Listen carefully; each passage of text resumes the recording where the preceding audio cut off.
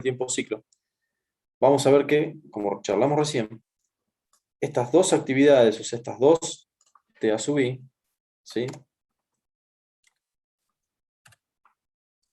caen dentro de una célula, ¿sí? Estas dos se agrupan, estas dos actividades se agrupan para hacer una célula, ¿sí?, con el tiempo ciclo 10 minutos, ¿sí? Estos son un solo puesto de trabajo.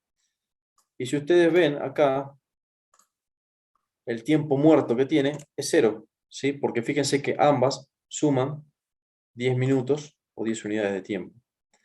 Para el caso de la segunda célula de trabajo, dijimos que estas tres sumaban 9,56 minutos entre las tres, por ende, tenían un tiempo muerto ¿de cuánto?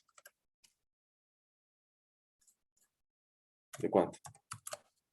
De 0,44 minutos, que es la resta, ¿sí?, de la suma de estas tres actividades menos el tiempo ciclo.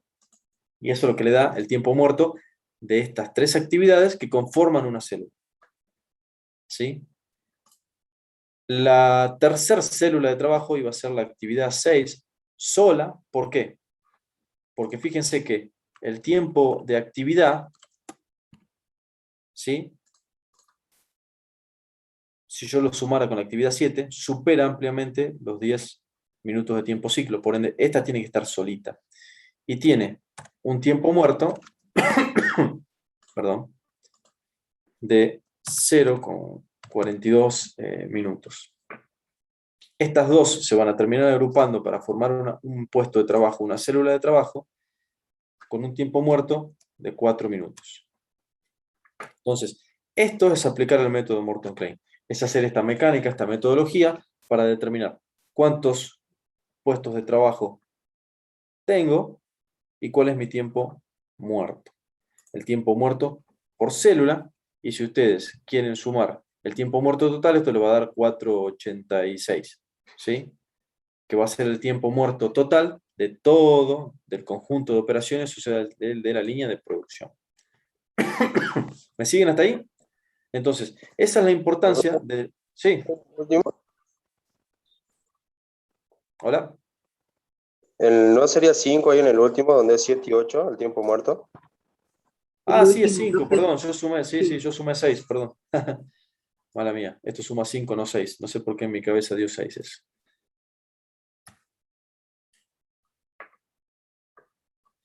¿Me siguen hasta ahí? ¿Sí? Ajá. Entonces, fíjense Hay una pregunta en los mensajes.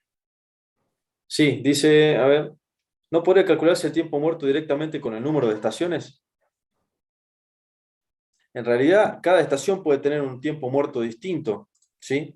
Fíjense que si ustedes hubieran tomado como tiempo ciclo 9,58, esto sería una sola estación, ¿sí? Esto sería otra estación, y el tiempo muerto acá,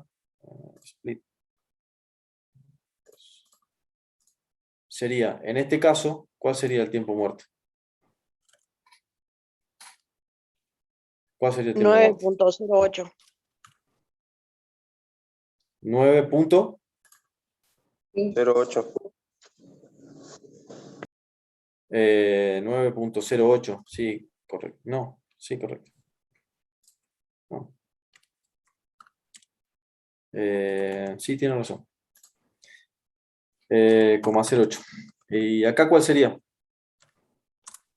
0,08. Y en este caso, ¿cómo formaríamos cómo quedaría conformada la siguiente estación de trabajo?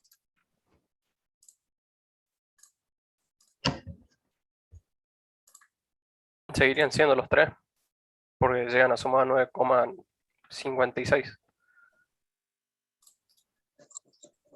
Esperen. ¿Cuánto suma esto? Dijimos. 9,56. Entonces cae dentro del 9,58. Sí. Sí, profe. Entonces podría ser una sola célula de trabajo, ¿sí? Con un tiempo muerto ¿de cuánto? 0,02. Esta, ¿qué hacemos con esta? ¿Es una sola o se puede combinar con alguna? No se puede combinar con ninguna. Tiene justo el mismo tiempo. Y en el último caso, ¿cómo sería? Queda como está. Con el tiempo muerto, 4:58. 58. ¿cuánto da de tiempo muerto esto?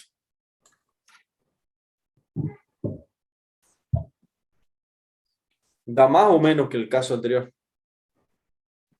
Va, profe. Más. Da más. ¿Sí? Entonces, conclusión.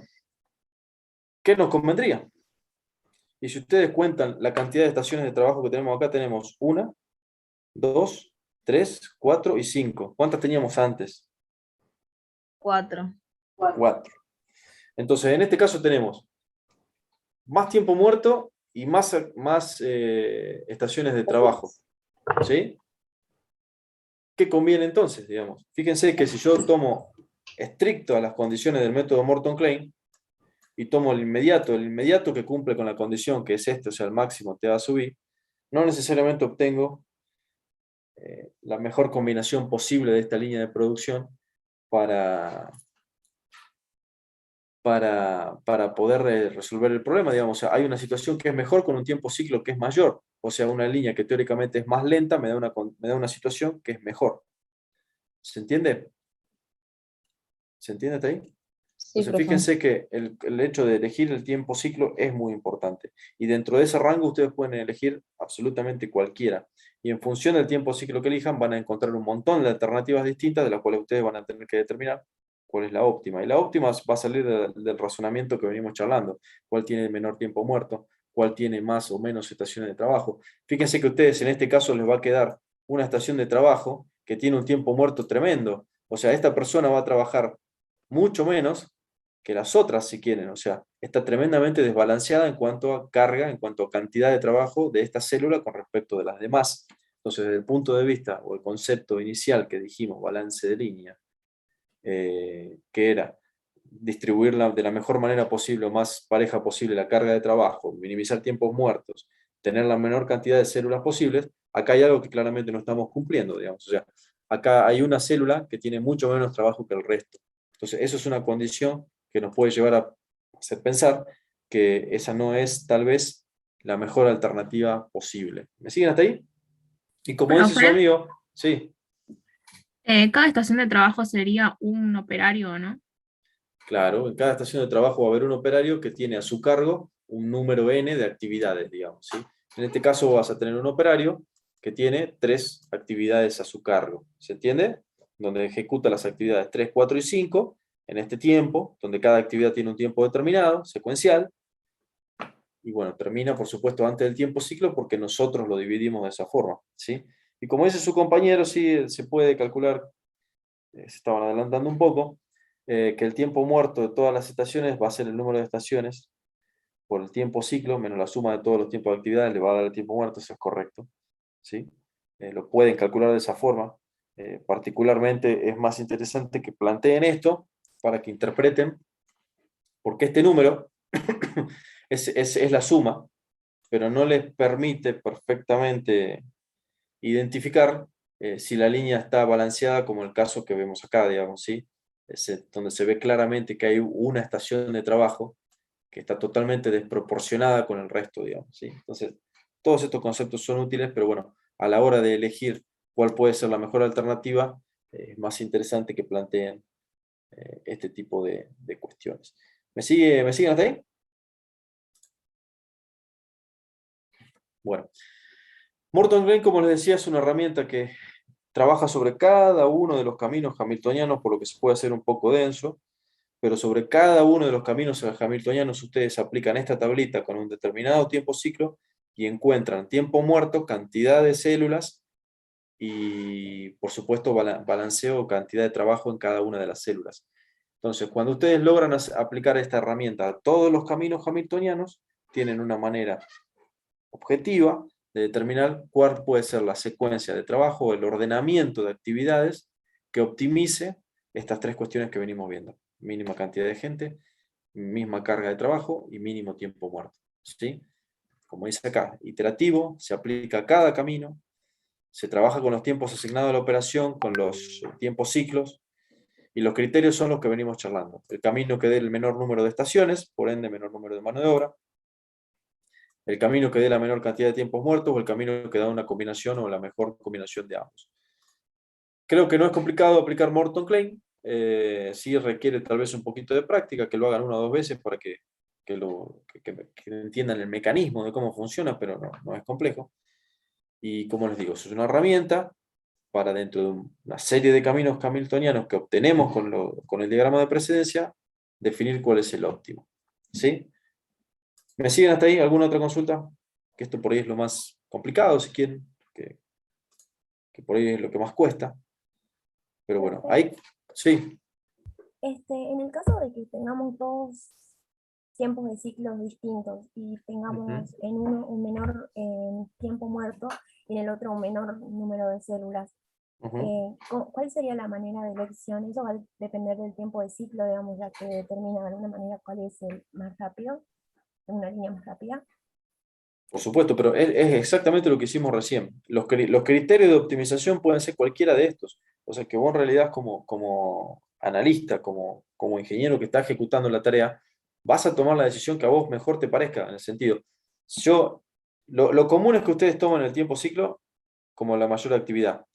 Si ustedes observan esto, esto está hecho muy obvio, ¿no? O sea, es obvio que van a tener un tiempo muerto increíble en la primera actividad porque no los pueden combinar. Entonces, esto le da un indicio, cuando ustedes lo hagan en la práctica, en la realidad, de que me conviene o es probablemente sea conveniente que yo busque un tiempo de ciclo un poquito más alto, que por lo menos englobe estas dos actividades para ver qué me da.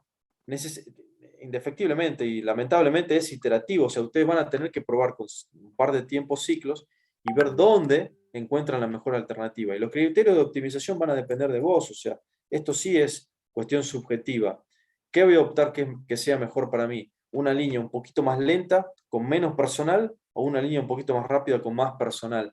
Eso va a ser una cuestión casi particular de quien haga el estudio, te diría, ¿sí? Vos podrías optar, como te digo, por una línea un poquito más lenta, con menos gente, ¿sí? Donde priorices eso, donde tengas tal vez las estaciones un poco mejor ordenadas, más balanceadas, pero que tengas una línea un poquito más lenta, a tener una línea rápida que tal vez esté un poco más desbalanceada, como lo que pasa acá, ¿sí? Y tengas más cantidad de gente. Entonces, en este caso, si vos me preguntas a mí como analista, yo optaría por un tiempo de ciclo de 10, elimino una estación de trabajo, ¿sí? Es un poco más lenta porque fíjate que mientras más alto el tiempo de ciclo es más lenta la línea,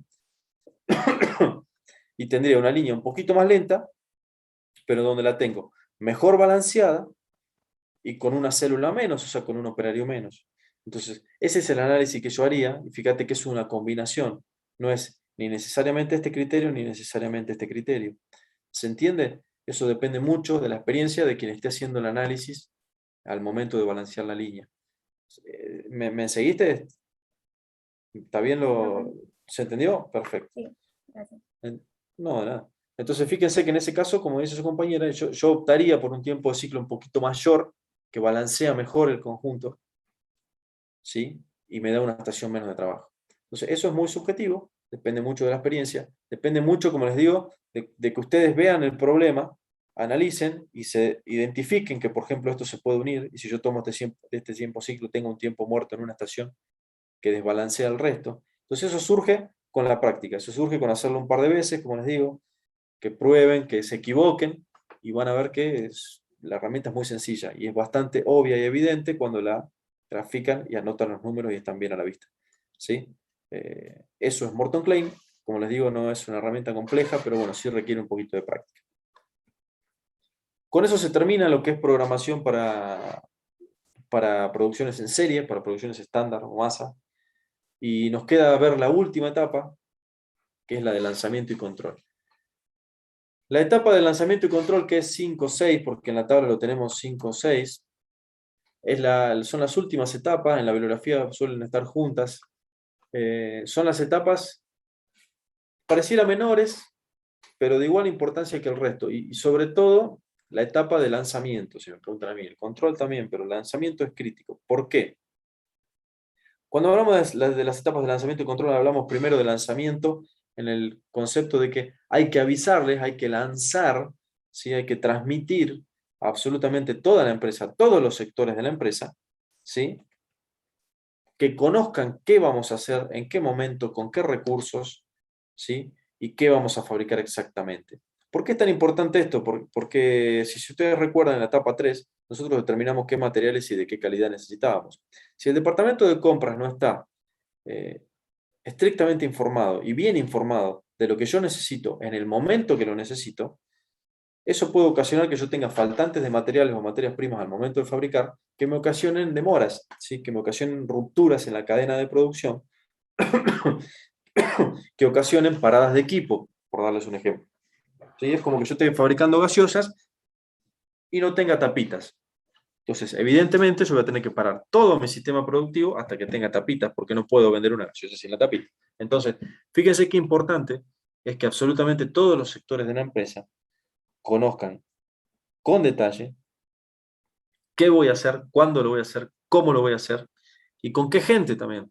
Otro ejemplo, necesito informarle con detalle al Departamento de Recursos Humanos si yo en algún momento de mi ciclo productivo voy a necesitar más gente o voy a necesitar gente temporal o que haga horas extra o por alguna razón en ese momento cambia el producto, necesita algún agente especial, algún operario calificado que no sea que no esté normalmente en la empresa. Pueden pasar mil cosas realmente. Entonces, el concepto de avisarles a todo el mundo qué es lo que vamos a hacer, cómo y cuándo, es crítico, ¿sí? Es crítico. Es casi, como le digo, tan importante como el resto de las etapas. Pareciera que es menor, pero no, realmente no lo es, ¿sí? El concepto de materiales, por ejemplo, avisarle al departamento de compras qué comprar, conlleva a que el departamento de compras abre con el sector financiero, con el sector que va a terminar pagando por esos materiales, se ponga de acuerdo cuándo va a necesitar los materiales para realmente tener los fondos en ese momento y poder pagarlos. O sea, se lanza una cadena interconectada, perfectamente interconectada, de todos los actores que forman parte de ese sistema productivo, ¿sí? Que pareciera mucho más sencilla, pero en realidad no lo es. El departamento de ventas necesita saber cuándo va a tener el producto para poder salir a ofrecerlo o entregarlo. Entonces, en la etapa de lanzamiento no es menor.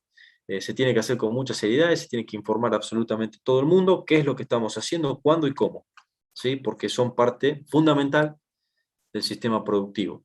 Y la etapa de control también de mucha importancia, es la etapa, la última, digamos, en este cuadro, que se refiere a que controlemos lo que hacemos, básicamente. Si yo dije que iba a producir 1000 unidades por mes, bueno, que efectivamente controlemos que eso se esté haciendo. Y si no se hace, que derive en herramientas, que derive en acciones de por qué, de investigar por qué no se está cumpliendo. Porque nos faltó material, porque nos faltó mano de obra, porque se rompió un equipo, no previmos tiempo de mantenimiento. El control es fundamental también para comparar lo que planificamos con lo que realmente hacemos, ¿sí? Y si, por supuesto, como dice la diapo, si encontramos fallas, si encontramos que falta algo, bueno, corregirla lo más rápido posible. ¿Por qué? Porque normalmente cuando nosotros decidimos producir o cuando nosotros decidimos vender algo, normalmente nos comprometemos a un plazo de entrega. Es como ustedes, si ustedes van a comprar una gaseosa y no le pueden decir al kiosco, quiero una coca de 2,5 litros. Bueno, ¿para cuándo la querés? Porque tenemos que planificar la producción. Le van a decir, volvé en 2 semanas a comprar la gaseosa. Esas cosas no pueden pasar, nosotros nos tenemos que anticipar a la situación. Si nosotros vamos a fabricar algo en un taller y le decimos al cliente que lo venga a buscar en 2 semanas, bueno, nos tenemos que organizar y controlar de que efectivamente las 2 semanas cuando venga a buscar lo que sea que nos pidió fabricar, realmente lo tengamos, digamos. Si nosotros no hacemos controles intermedios en ese proceso productivo, es altamente probable que cuando tengamos que entregar el producto no lleguemos a cumplir con los plazos, porque pueden surgir, es lo más normal, que surjan desvíos a lo largo del sistema productivo, a lo largo del tiempo que transcurre entre que recibimos una materia prima y la transformamos. Entonces, las etapas de lanzamiento, de avisarle a todo el mundo, básicamente, qué vamos a hacer, con qué y cómo, es crítica, y la etapa de control es sumamente importante para tratar de identificar lo antes posible cualquier desvío que tengamos para corregirlo, por supuesto, de la manera más rápida posible y poder cumplir con lo que en un principio nos propusimos, ¿sí? Con esto se concluye el tema de control de producción. Acá hay una tablita para repasar lo que hemos visto. Las 6 etapas del control de la producción. Desde el pronóstico, donde definimos un rango, el planeamiento, donde definimos exactamente cuánto íbamos a producir con diversas herramientas en función del tipo de industria que era. La etapa de control de stocks, donde determinábamos con detalle qué necesitábamos, y cantidades específicas de materia prima, materiales, ¿sí? Calidades también. La parte de programación, donde decíamos en qué momento íbamos a fabricar, o sea, le poníamos el tiempo, establecíamos en esa línea de tiempo cuándo íbamos a fabricar. Y bueno, después las etapas de lanzamiento y control, como charlamos recién, que son las etapas donde le avisamos a todo el mundo qué vamos a hacer, y después durante esa producción, controlar que lo que se planificó realmente se esté ejecutando como es esperado. ¿Sí? Y si no se hace, averiguar por qué y corregirlo. Con esto terminamos lo que es este tema. Creo que es bastante interesante, por lo menos a mí particularmente me parece interesante. Creo que no es tampoco muy complejo. Creo que no va a ser muy difícil que ustedes lo sigan, pero sí, sin duda, tienen que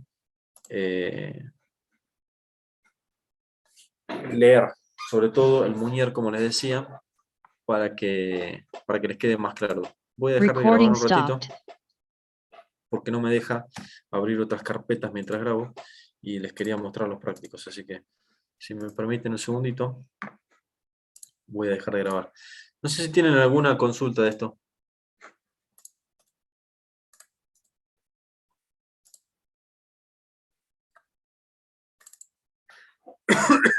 ¿Ninguna consulta? Yo tengo una, pero es más práctica. Dígame.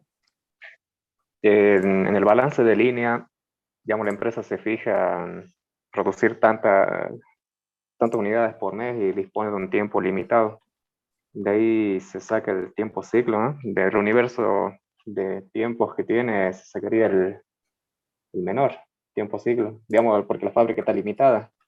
Por supuesto, si vos te fijás o recordás lo que nosotros vimos cuando, a ver, voy a proyectarlo de vuelta. Cuando nosotros vimos, ¿se ve? Cuando nosotros vimos el concepto de tiempo ciclo, una de las limitantes que nosotros tomábamos, una forma de calcularlo, ¿se ve, no? Sí. Era la jornada de trabajo. ¿Sí? ¿Qué es lo que vos me estás diciendo? O sea, tu limitante es la jornada de trabajo, normalmente. Tu limitante es la cantidad de horas que puede fabricar una máquina. Si vos tenés más de una máquina, puedes trabajar más horas en una jornada de trabajo. Si vos tenés una sola máquina, tu cantidad de horas de trabajo está limitada por esa jornada. Está limitada por la cantidad de horas que vos estés dispuesto a pagarle a la mano de obra que ocupa esa máquina. ¿Me explico? Entonces lo que vos decís es correcto. O sea, en algún punto te va a limitar ese tiempo que vos tenés disponible para trabajar. ¿Se entiende? ¿Esa es tu consulta? Sí, a ver, y una vez determinamos ese tiempo ciclo que necesitamos, pero después vamos a analizar las operaciones y nos damos, digamos, que no cumplen las restricciones de Morton Klein. Digamos, no se cumplen. ¿Por qué no cumpliría las restricciones de Morton Klein? Por ejemplo, nuestras operaciones duran demasiado tiempo y la Y no sumatoria, importa. o sea, el No tiempo importa. ciclo, Decime. lo que trato de decir es que el tiempo ciclo que necesitamos sería menor que la sumatoria de las operaciones. ¿Sería necesario como redefinir el tiempo de las operaciones para que sean más chicas? No sé si Claro, no sé si te estoy entendiendo, pero el tiempo ciclo lo fijás vos, en realidad. Y por supuesto que hay, en función del tipo de industria, del tipo de lo que vos estés fabricando, vas a tener más o menos tiempo en cada actividad. Por supuesto, eso cambia, varía siempre. Pero eso no significa que vos no puedas tener un tiempo ciclo para fabricar algo, digamos. O sea, a la larga será más tiempo, más largo, digamos, tu proceso, pero vos o sea, vas a empezar y vas a terminar. Tal vez no en tu jornada de trabajo, pero sí en varias. ¿Me explico? O sea, puede ser muy largo lo que demores en fabricar algo, pero igual se puede aplicar Morton Klein, igual vas a encontrar un tiempo ciclo No sé si me explico, o no sé si te entiendo lo que me estás preguntando. Sí, es que voy por el lado, digamos, que la empresa, digamos, al mes quiere fabricar 1000 productos y dispone Ajá. de un tiempo limitado. Entonces, necesitamos un tiempo ciclo, ya definimos un tiempo ciclo, Sí. pero después nos encontramos que nuestras operaciones pueden durar demasiado, entonces no se puede, no se cumple una de las restricciones. A ver si te entiendo ahora. Vos lo que me decís es como decir, yo me comprometo a producir 1000 unidades por mes, pero cuando yo hago el estudio, veo que a mí, por los tiempos que manejo, no llego a producir 1000 unidades por mes, no me da el cuero, porque mis actividades demoran demasiado. ¿Eso es lo que Sí, te así referís? es. Si eso es a Sí, lo que te referís, tenés un problema, o sea, ¿por qué? Porque vos claramente, si decís, voy a producir 1000 y tus máquinas no dan para producir 1000, no vas a poder, o sea, es físicamente imposible, vas a tener que reprogramar o decirle, yo no puedo producir 1000, puedo producir 800. Ahora, ¿cómo podés vos llegar a producir las 1000 trabajando sobre el tiempo de cada una de las operaciones? Si es posible. O sea, lo que vos podrías tratar de hacer es reducir esto, reducir esto, reducir esto, reducir esto, hasta que de alguna forma achiques ese tiempo ciclo, de tal manera de alcanzar esas 1000 unidades por mes. Pero eso ya es otra problemática, es como decir, yo tengo una fábrica que tiene una capacidad productiva de 800 gaseosas por mes. Si viene alguien y me pide 1000, yo le tengo que decir, yo no puedo cumplir con las 1000, o agregar máquinas, o disminuir mi tiempo ciclo trabajando sobre el tiempo de cada actividad. ¿Cómo se trabaja sobre el tiempo de cada actividad? No lo hemos visto, pero tenemos un tema en la materia que es el estudio del trabajo, en donde, donde se estudian las metodologías y los tiempos asociados a cada una de estas actividades para reducirlos. Sí, eso no lo hemos visto todavía, pero lo vamos a ver. Entonces, vos lo que podrías hacer es trabajar sobre ese tiempo asignado. Pero es como vos decís, o sea, si yo cuando tengo esto definido, yo ya tengo definido una capacidad mensual, yo ya tengo definido una capacidad diaria, de las cuales, por más que el cliente me lo pida, yo no lo puedo cumplir. ¿Sí? Y no tenés muchas alternativas para mejorarlo. O reduzco estos tiempos, o compro más máquinas, o pongo otra línea que hace lo mismo en paralelo. ¿Me explico? sí, bien, gracias, profesor. No, ¿verdad? Yo quería plantear un modelo matemático para determinar el tiempo ciclo por programación entera no lineal. Más que en la consulta, creo que eso tengo una investigación operativa. Excede bastante lo que nosotros vemos, nosotros no definimos por este tipo de matemática, no es el alcance de nuestra materia, lo único que nosotros definimos es lo que vimos antes en tiempo ciclo o lo que surja de Morton Clay. Lo charlamos sí en la consulta, pero no lo vamos a incorporar seguramente en el dictado de la materia. Perdón, sigo con tos. Bueno, ¿alguna otra consulta?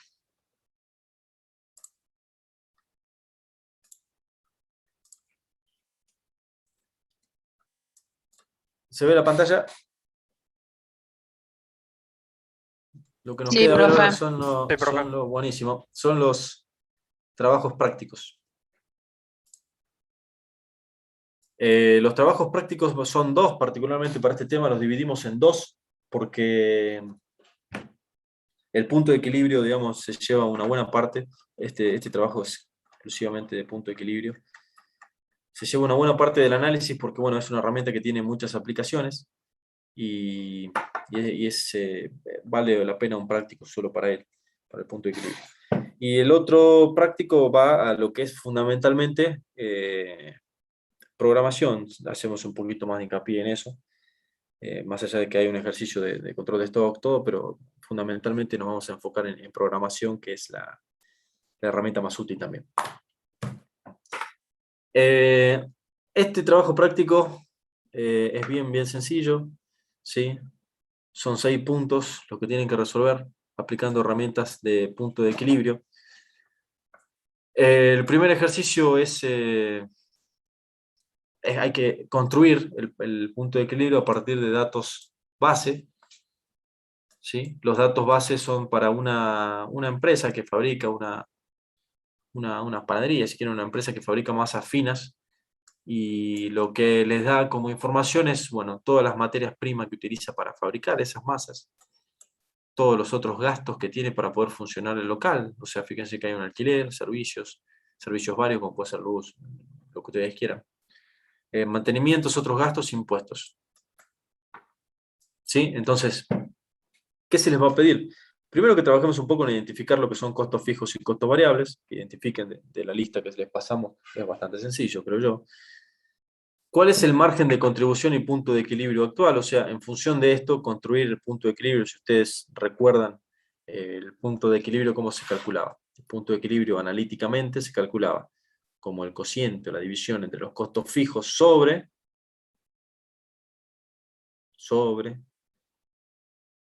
la contribución marginal o el ingreso marginal, que era la diferencia entre el precio de venta y el costo variable unitario. Entonces, lo que se les está pidiendo es que encuentren esos valores y encuentren, por supuesto, cuál es el punto de equilibrio actual. Después, para complicar un poquito la cosa, es qué pasaría si los costos variables aumentan en un 3,4 para el mes siguiente, o sea, si los costos variables se les suman, tienen un incremento 3,4 por inflación, como puede pasar en este país, de 3%, ¿cuál sería el nuevo punto de equilibrio? ¿Sí? Y por supuesto, ¿qué medidas tomaría? Porque si ustedes se ponen a analizar el concepto de punto de equilibrio, van a ver que si hay un aumento en alguno de los costos, el punto se va a desplazar ¿hacia dónde? Hacia la derecha de la gráfica.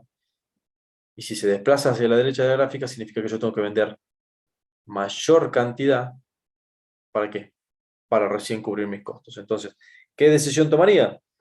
¿Van a aceptar eso y van a absorber el aumento ustedes o trasladarían a precio cambiando el ingreso marginal o la contribución marginal y volviendo el punto de equilibrio a donde estaba? Por supuesto, trasladando ese aumento de precio al cliente. Entonces, esta es una decisión linda que tienen que tomar, es algo que pasa todos los días en Argentina, ¿sí? Y después el último punto es cuál es la utilidad mensual de la empresa para ambos casos, ¿sí? Que la utilidad la van a conseguir como los costos totales, los ingresos, perdón, menos los costos totales. Así que creo que tienen información para hacerlo. No es complicado. El segundo punto es, bueno, una empresa que decide renovar el equipo, un equipo con el que trabaja, y ese equipo, por supuesto, tiene variables de funcionamiento muy distintas al primero. En una situación inicial, la compañía tiene gastos fijos por 325.000 pesos en el año y un costo variable para la fabricación de una unidad de producto de 17,3 pesos por unidad. Tiene un determinado precio de venta de 24,5 y compra un nuevo equipo que aumenta los gastos fijos, ¿sí? En 75.000 pesos, pero le reduce los costos variables casi en 5 pesos por unidad. En función de esta información, lo que se les pide es que calculen el punto de equilibrio antes y después, o sea, con el equipo viejo y con el equipo nuevo. Y que calculen cuál es el beneficio para las dos situaciones, ¿sí? Para que evalúen cómo se mueve el punto de equilibrio cuando cambian de tecnología, ¿sí?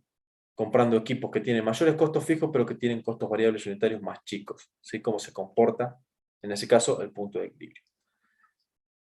El tercer punto es algo que charlamos en clase, que es usar la herramienta de punto de equilibrio para tomar decisiones.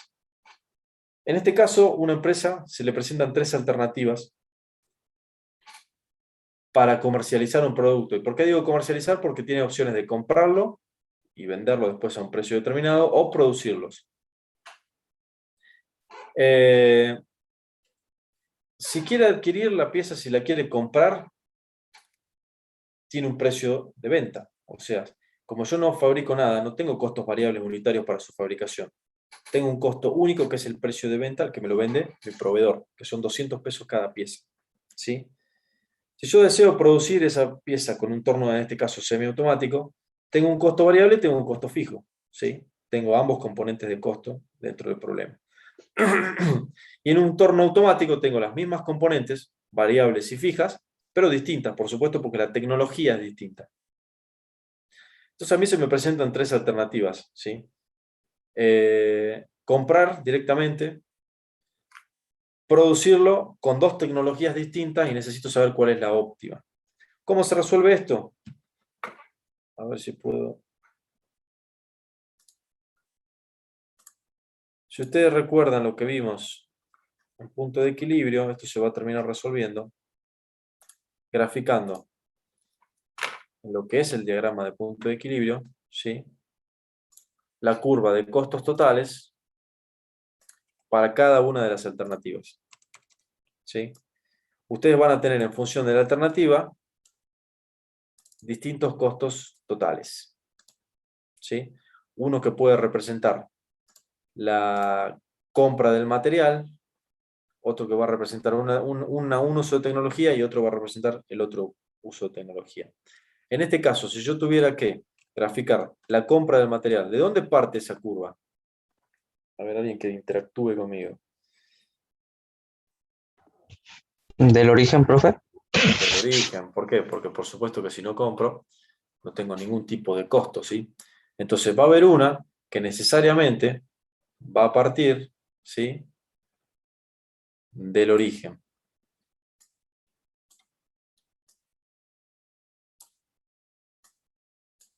¿Sí? Entonces yo voy a tener 3 curvas. Ya se está por contar. ¿Quieren que hagamos una sesión más y lo vemos esto? Bueno, profesor. Sí, Hagamos profe. una sesión cortita y lo vemos. ¿Sí? En 5 minutos.